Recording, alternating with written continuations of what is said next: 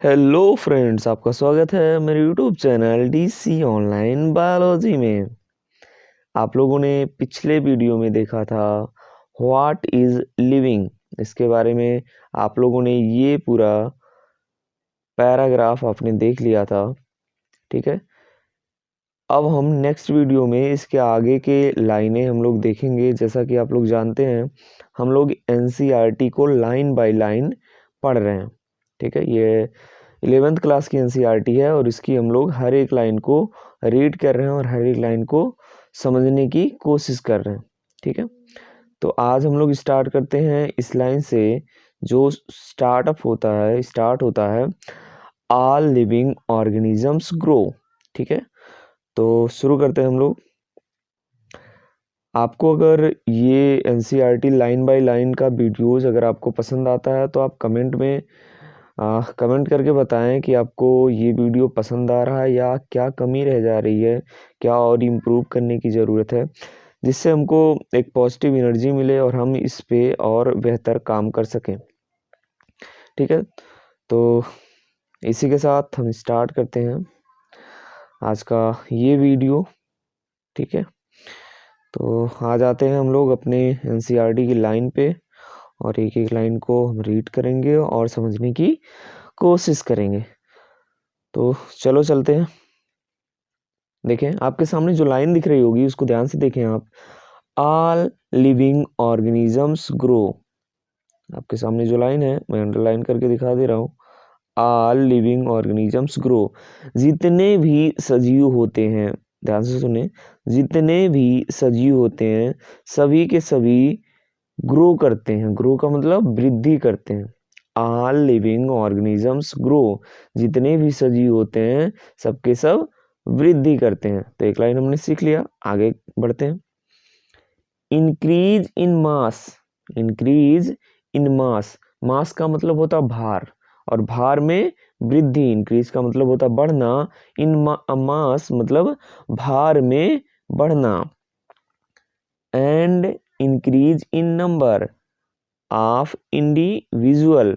और इंडिविजुअल का मतलब होता है कोई भी ऑर्गेनिज्म, ठीक है। इंक्रीज मतलब बढ़ना, इन मतलब में, नंबर ऑफ इंडिविजुअल मतलब ऑर्गेनिज्म की संख्या में बढ़ना। और तीन कैरेक्टरिस्टिक ऑफ ग्रोथ। ये दोनों बातें दोहरा लक्षण दिखाती हैं किसकी? वृद्धि की। आपने क्या पढ़ा? इंक्रीज इन मास, देखें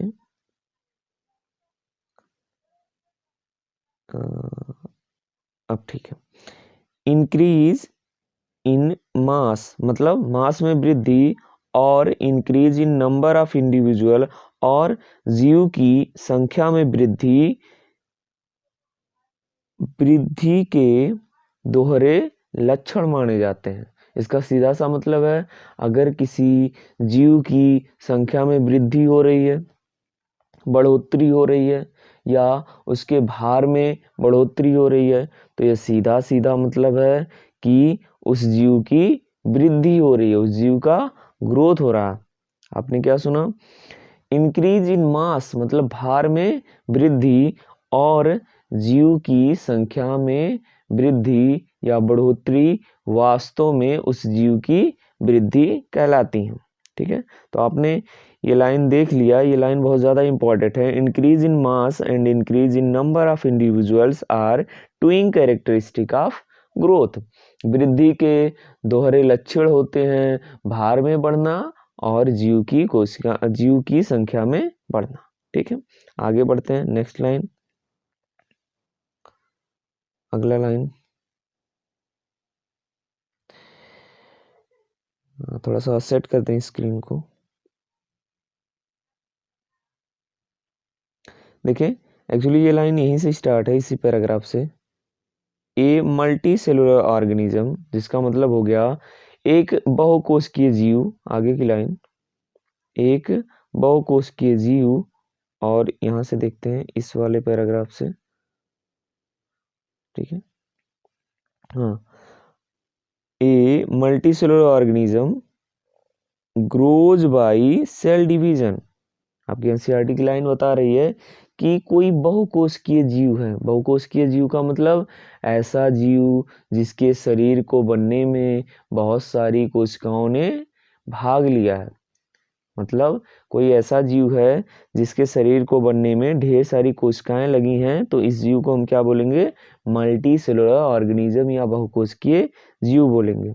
और एनसीईआरटी क्या कह रही है? A multicellular organism grows by cell division. एक जो बहुकोशिकीय वाला जीव होगा वो कोशिका विभाजन के द्वारा वृद्धि का काम करेगा। ठीक है, आगे की लाइन रीड करते हैं।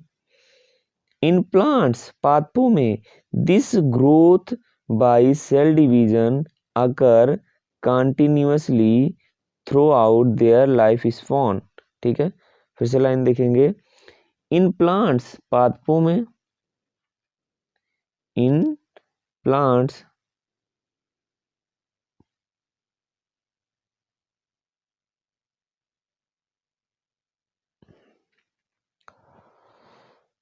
टेक्निकल इशू है, थोड़ी देर फंस गया है।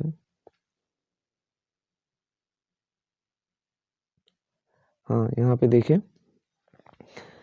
इन प्लांट्स, पादपों में this growth by cell division occur continuously throughout their life spawn.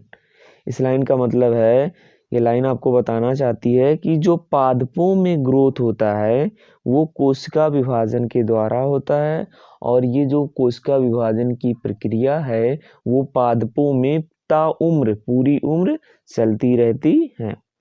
NCERT आपसे क्या कहना चाहती है?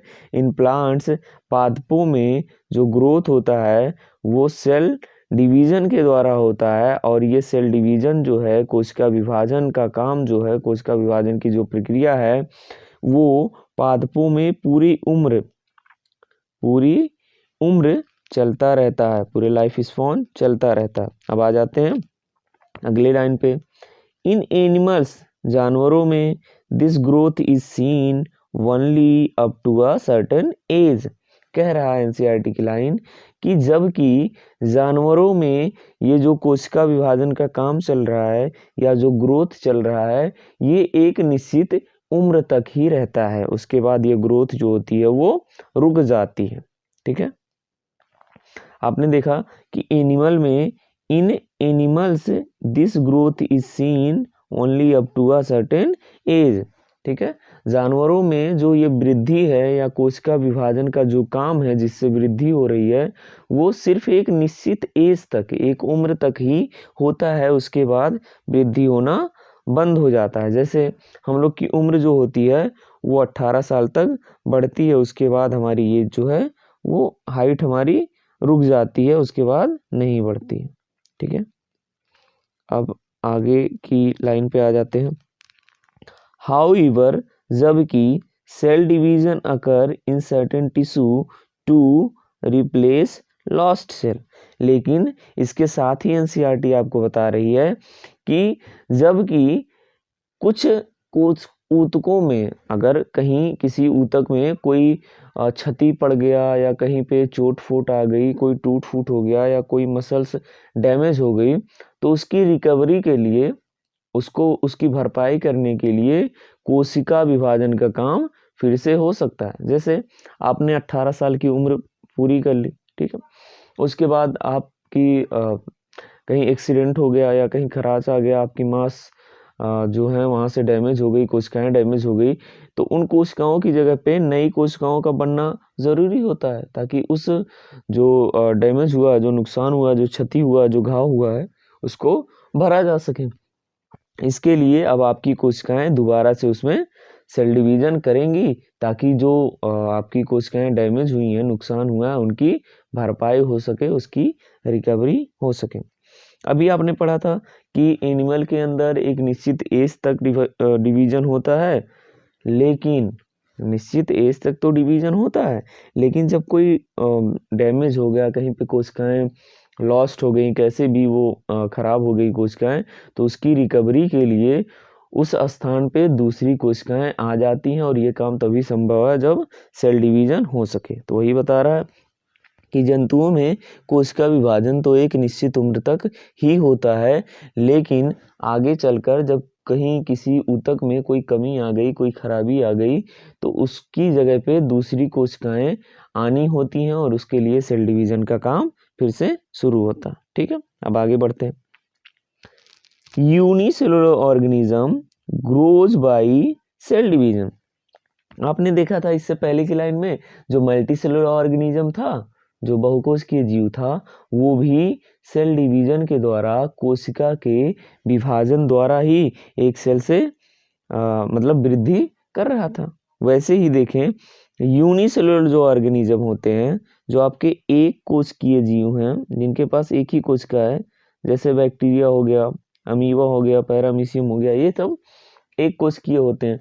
ये आपका ईस्ट हो गया जो फंजाई के अंदर आता है, ये सब एक कोशिकीय होते हैं। अगर इनमें भी वृद्धि होना है तो सेल डिवीजन के द्वारा होगा, कोशिका में बंटवारा होकर ही ये ग्रो कर पाएंगे। ठीक है, इतनी बात। आगे बढ़ते हैं हम।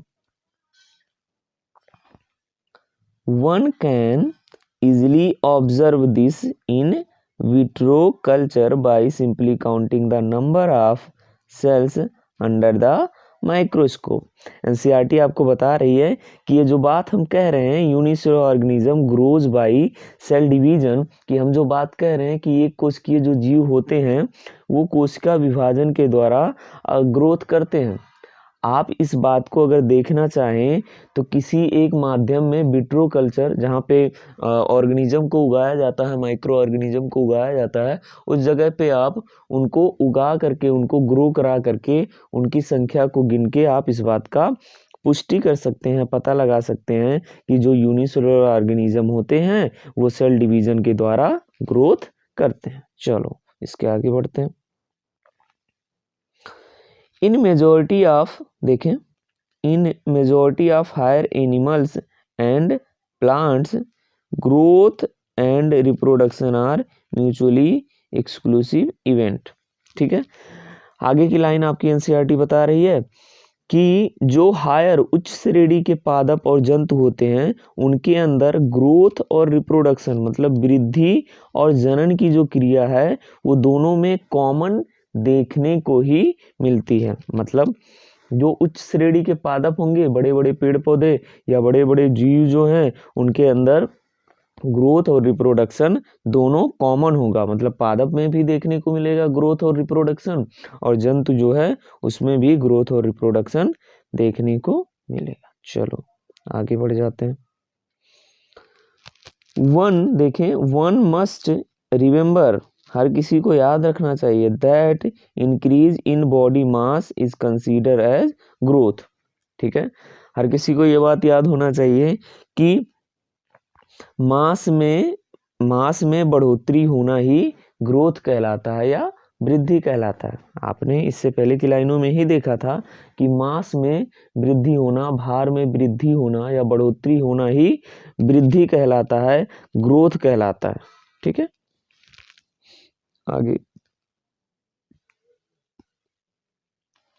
आगे की लाइन हम लोग पढ़ेंगे, थोड़ा सा और सेट करते हैं इसको, ये बात। ठीक है, देखें, non living objects also grow. NCERT आपसे कहना चाह रही है कि जो निर्जीव वस्तुएं हैं वो भी ग्रोथ कर सकती हैं, वृद्धि कर सकती हैं। Non living objects also grow, जो निर्जीव वस्तुएं हैं वो भी वृद्धि कर सकती हैं। कैसे, देखेंगे। इफ, यदि we take increase in body mass as a criteria for growth, क्या करिए एनसीईआरटी की लाइन?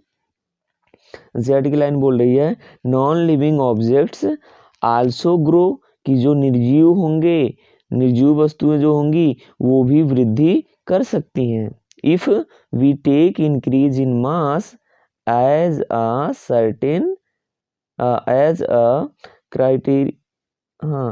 क्राइटेरियन फॉर ग्रोथ, कह रहा है कि निर्जीव भी वृद्धि कर सकते हैं अगर हम भार में बढ़ोतरी को ही वृद्धि माने, भार में बढ़ोतरी को ही अगर हम वृद्धि माने, तो जो निर्जीव हैं वो भी ग्रोथ कर सकते हैं, वृद्धि कर सकते हैं। ठीक, आगे आ जाते हैं, आगे की लाइन देखेंगे। माउंटेन, पहाड़, boulders and sand mounds do grow. कह रहा है एग्जाम्पल दे करके कि जैसे पहाड़ हैं या बालू के टीले होते हैं, बालू से बने हुए टीले, मतलब बालू एक साथ इकट्ठा हो जाते हैं तो एक टीले जैसी संरचना बना देते हैं। जैसे आपको स्क्रीन पे हम बना करके दिखाएं, जैसे बालू हैं यहाँ पे इकट्ठा हुए, थोड़ा और इकट्ठा हुए, थोड़ा और इकट्ठा हुए, थोड़ा और इकट्ठा हुए, तो ये पूरा का पूरा क्या बन गया, टीला बन गया। वही कह रहा है कि पहाड़ या बालू के बने टीले वो भी तो बढ़ोतरी करते हैं, पहाड़ की भी ऊंचाई बढ़ती घटती रहती है, तो उनमें भी तो वृद्धि देखने को मिल रहा है। या बालू के बने टीले हैं, कभी कम ऊंचाई पे हैं, कभी ज्यादा ऊंचाई पे हैं, तो इनमें भी वृद्धि हो रही है। कब, जब हम वृद्धि का क्राइटेरिया ये माने कि उसके भार में वृद्धि हो रही है तो। ठीक, आगे बढ़ते हैं। However, जबकि this kind of growth exhibited by non-living object is by accumulation of material on the surface। ठीक है, फिर एनसीईआरटी की लाइन कह रही है कि जबकि जो नॉन लिविंग वस्तुओं में है, जो निर्जीव वस्तुओं में वृद्धि है, वो ज्यादातर उसके बाहर के सरफेस पे, उसके बाहरी सतह पर किसी चीज के जमा होने से हो रहा है। ठीक है, अगर ध्यान दें आप तो आपको भी पता चले कि बालू के टीले जो हैं वो एक के ऊपर एक लेयर बनने से ही बालू के टीले बनते हैं। जैसा कि आपको क्लिप में दिख रहा होगा, ऐसे टीला है, ऐसे जमा होता गया और यहाँ पे देखें ये कैसे इतना लंबा हो गया। ठीक है, तो वही बात है। However, जबकि this kind of growth exhibited by non-living object is by accumulation of material on the surface। ठीक है, कह रहा है कि इस प्रकार का अगर हमको ग्रोथ देखने को मिल रहा है निर्जीवों में, तो वो ज्यादातर उनकी सतह पर पदार्थ के जमा होने से होता है। ठीक है, इस बात को आप याद रखेंगे। एक्चुअली नीट में यहाँ से सवाल बनते हैं, ऐसा नीट में सवाल आता है। ठीक है, और थोड़ा इसको ऊपर कर दें, फिर इस पैराग्राफ को हम लोग समाप्त करते हैं। खिसक नहीं रहा, आया। ठीक है, चलो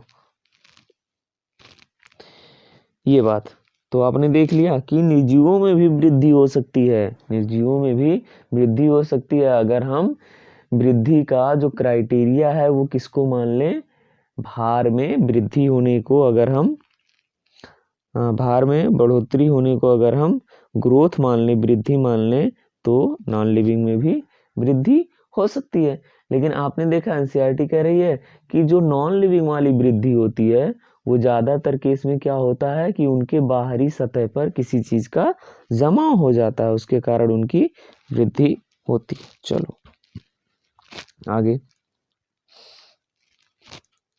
ठीक है, एक्युमुलेशन यहाँ तक बात हो गई थी, आगे बढ़ते हैं। ये देखें, इन लिविंग ऑर्गेनिजम्स, जो सजीव हैं, in living organisms growth is from inside. लेकिन मजेदार बात यह है कि जो जीवित होते हैं, जो सजीव होते हैं, उनके अंदर जो वृद्धि होती है वो अंदर से होती है। आपने नॉन लिविंग वाले में क्या देखा था कि जो वृद्धि हो रही है वो कहाँ से हो रही है, बाहर से हो रही है, बाहर के सरफेस पे किसी चीज के जमाव होने से हो रही है। लेकिन जो लिविंग होते हैं उनके शरीर में वृद्धि कैसे होती है, अंदर से जमाव होने से, इंटरनल वे में किसी चीज के जमाव होने से वृद्धि होती है। किसमें, सजीवों में। चलो आगे बढ़ जाएं, आगे बढ़ते हैं। Growth therefore can not be taken as defining property of living organism. तो एनसीईआरटी आपसे कह रही है कि जो ग्रोथ है, वृद्धि है, वो सजीवों को परिभाषित करने वाला लक्षण नहीं माना जाएगा। क्या कह रही है एनसीईआरटी कि जो वृद्धि है वो सजीवों को परिभाषित करने वाला लक्षण नहीं माना जाएगा। इसका सीधा सा मतलब है कि ऐसा नहीं है कि जिस किसी में भी वृद्धि देखने को मिल गया उसको हम सजीव मान लें। ठीक है, ऐसा नहीं देखने को मिलेगा कि जिस किसी में भी वृद्धि दिख गई हम उसको सीधा का सीधा सजीव मान लें, नहीं, क्योंकि ये उसका डिफाइनिंग परिभाषित करने वाला लक्षण नहीं होता है। ठीक है, चलो आगे बढ़ते हैं। Conditions under which it can be observed in non-living organism have to be explained, and then we understand that it is a characteristic of living system. ठीक है, conditions under which it can be observed in non-living organism have to be explained. अब ये कह रहा है कि वृद्धि हो रही है तो किस दशा में हो रही है, किस स्थिति में हो रही है, इन बातों का अध्ययन करें तो आपको पता चलेगा कि ये जो वृद्धि है, ग्रोथ है, वो सजीव तंत्र का एक लक्षण है। सजीव तंत्र का एक लक्षण है। लक्षण वो होता है कि हाँ जो सजीव है उसमें ये चीज देखने को मिलेगी, लेकिन ऐसा नहीं है कि जिसमें ये लक्षण देखने को मिला उसको हम सीधे सजीव मान लें। क्या मेरी बात आप समझ पा रहे हैं?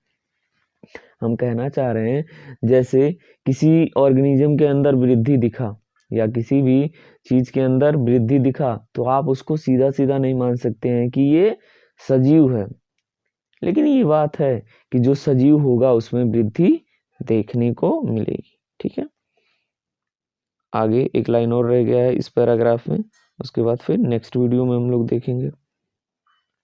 देखें, a dead organism does not grow.